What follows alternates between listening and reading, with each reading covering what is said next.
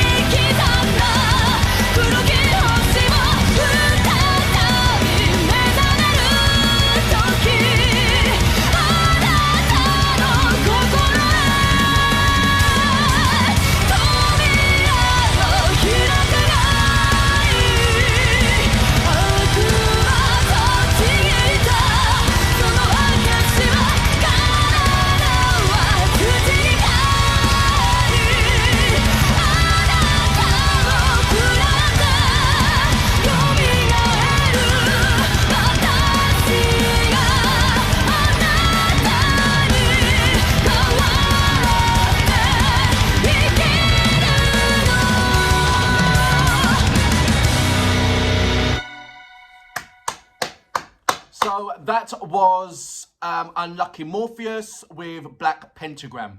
I can be honest with you, the things that stood out for me was is it Fumiya? And hopefully, please correct me if I'm wrong. Is it Fumiya or Maya? I heard the drums. She it was absolutely going crazy, absolutely crazy. I don't want to say this, but I have to say this. Doing the comparison between Love Bite drummer and wait a minute, let me go back. It is Haruna. So doing the comparison between Haruna and Fumiya with the drums. Fumiya was absolutely going crazy fast.